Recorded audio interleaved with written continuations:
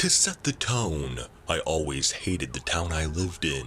I moved there alone when I was 18 for college and quickly regretted it. It was a decent-sized town but full of not decent people. Nearly every gas station was robbed frequently. There were shootings in broad daylight, robberies, you name it. Well, for the first 3 years I lived with roommates on the side of town that wasn't awful, but it was sketchy. So when I was making decent enough money, I moved out on my own. The house was tiny, maybe 500 square feet if that. Super old and poorly built. It was just me living there, so I didn't mind how small it was. But what originally sold me was that it was in the middle of nowhere. It was surrounded by a bunch of fields and some wooded areas, with only a few houses nearby. Considering I hated being in the town due to the continuous paranoia of getting mugged or shot, I loved the idea of living out there. So at the beginning of July, I moved in. Everything seemed super swell minus not being able to get good internet. A month goes by and everything is still swell to me, and I decided to get a dog to keep me company. He also loved the place and spent long amounts of time lounging about the yard and trying to convince the nearest neighbor to walk over and pet him.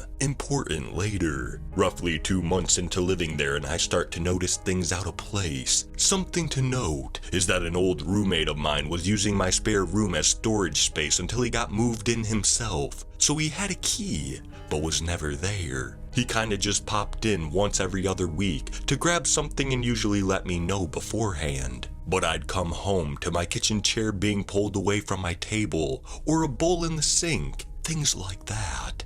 They were such small things I wrote it off as my roommate swinging by, or just stuff I was forgetting. But then my dog developed this crazy bad separation anxiety. Up until now, he didn't even care when I left. He'd just lay on the couch and chew his toys. He never barked, never did anything weird. However, all of a sudden he began acting really awful every time I tried to leave. He'd literally cram his body through the door as I was closing it, screaming and barking, and wouldn't stop until I came back in the house. He didn't want me to leave him there alone at all. I couldn't afford a kennel for him yet, so I decided one day I'd put a movie in while I was out, thinking maybe the sound of people talking might keep him calmed down. I only had to finish one task up at work and knew I'd be home early, so I put in a copy of Hamlet. I know, boring, but I chose it because the copy I have is 5 hours long. I knew it would be playing when I came back. Flash forward 3 hours, long before Hamlet should have been over. But when I walked in the door, not only was the movie not playing, but the TV and the Xbox were completely off. I immediately called my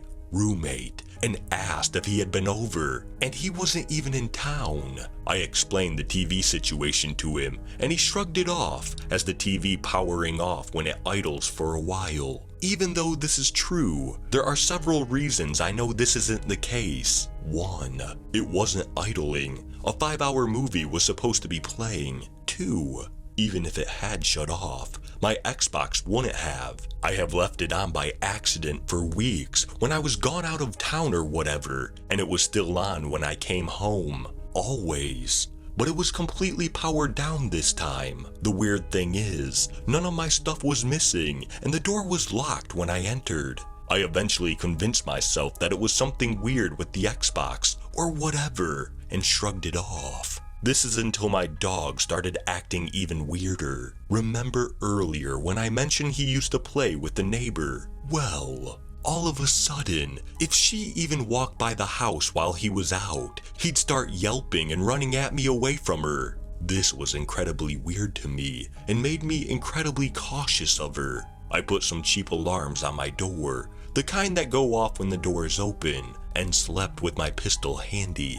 The second night the alarms were on my door, I was woke up by the one on the back door going off. I flew out of bed with my pistol, trying to convince myself that I was about to shoot some intruder. But once I got to the door, it was shut, and there was nobody there. The alarm had been knocked all the way across the room. The door would have had to open for it to be chucked like that. It couldn't have fallen off and landed there. Something else weird. The door was locked, but not the way I had locked it. I always locked the knob and the deadbolt, but upon checking my locks after this, only the doorknob was locked. The police wouldn't do much as I had no witnesses, no lead, and they didn't have much to go on.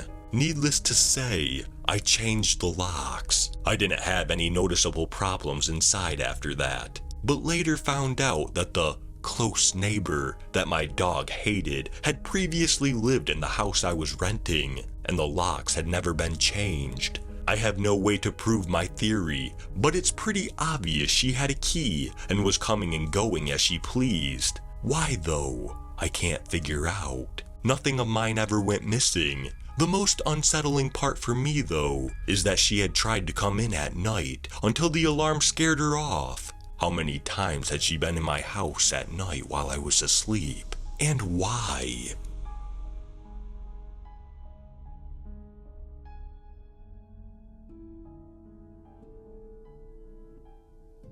Thank you for listening to Change the Locks by Alone Improvement 46. If you enjoyed this story, please leave a like. And if you enjoy hearing stories from me, please subscribe and become a resident of Hill Street. And let me know how I'm doing in the comments. And I hope all of you have a fantastic night.